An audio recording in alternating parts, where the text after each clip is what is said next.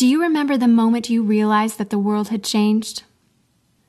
Let me tell you a quick little story that has nothing and everything to do with the future of our world and how you fit into it.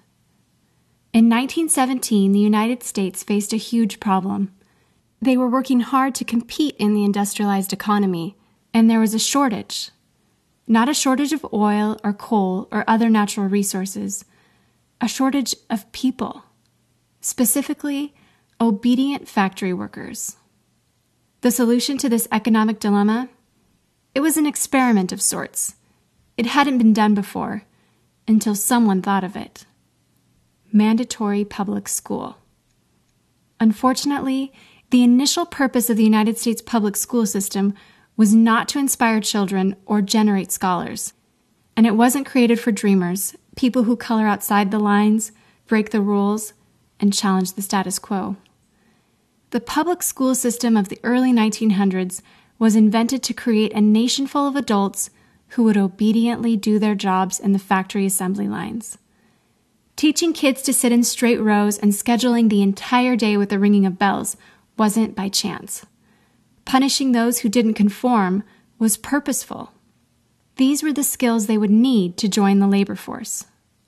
Intentional or not, this early method of turning dreamers into workers was an investment in the nation's economic future. And it worked. This then led to several generations of productive, fully employed workers. But it isn't working anymore. Why? Our economy has changed. We don't live in an industrialized economy anymore. We live in a connected economy. Right now, there are more users on Facebook than there were people on the planet 200 years ago. Technology has made it possible for us to connect with people, ideas, and information from anywhere in the world instantaneously. And as a result, our economies have expanded from localized towns and communities to the entire world. We have globalized trade in nearly every way. In the past, the obedient, do-what-you're-told without question people were rewarded for working hard and putting their dreams aside in order to toe the line. They were given well-paying jobs that led to long-term careers. They were guaranteed pensions, benefits, and the promise that they would always be taken care of. And they were. But that promise is gone for most of us today. Even if you have a white-collar job, the majority of white-collar workers are still working in a factory. Instead of operating a sewing machine or welding a widget, they now push pencils, type on keyboards, or process paperwork. It's still factory work because the entire focus of the day is spent on increasing productivity, which leaves little room for creativity, spontaneity, or individuality. The educated, hard-working masses are still doing what they're told, but they're no longer getting what they deserve. Even if you do everything you are told to do today, graduate from high school, go to college, get a degree, work hard in whatever job you can find, if you're lucky enough to find one, you're not guaranteed anything. Companies are being forced to change or die right now. Layoffs happen much more often than job openings appear, and the highest paying jobs are disappearing or heading overseas at an alarming rate. If you have a job where your boss tells you exactly what to do, he or she will always find someone cheaper than you to do it. Did you know that the average length of a job today is about 4.5 years? Contrast that to the 1960s when it was 40 years. The connected economy rewards a different group of people. It rewards the people who see things differently, who don't conform, people who have ideas that no one else has, people who are willing to work hard but know that the old way of doing things is broken.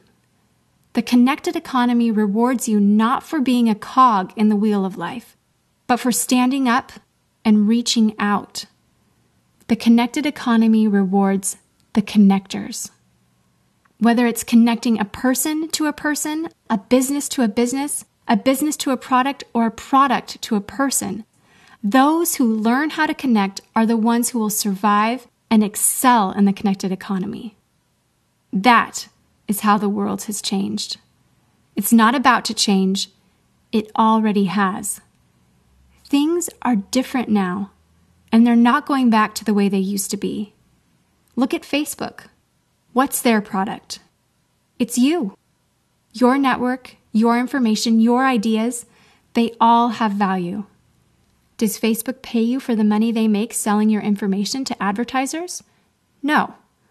But we still use it because we have an innate desire to connect with people. In fact, neuroscientists have found that we are actually hardwired to connect with each other. Some people know how to leverage this innate ability in today's economy, but most don't.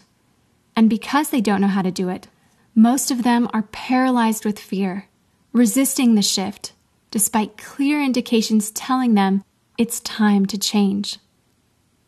In 1917, a group of people performed an experiment that forever changed the way that we earned a living. The world today is facing another huge problem. We're facing a shortage of our own. Not a shortage of factory workers or consumers. The world has enough of those.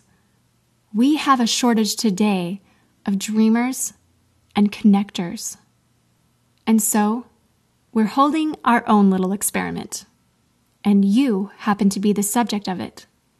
This 8-minute presentation was specifically designed to seek out and find the connectors around us. Those who recognize that we are on the brink of the next economic revolution, who are ready to thrive in the connected economy, and who are searching for the best way to do it.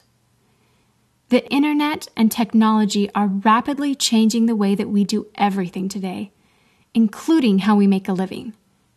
It's not too late to embrace the change and find a way to make yourself relevant and profitable in our brave new world.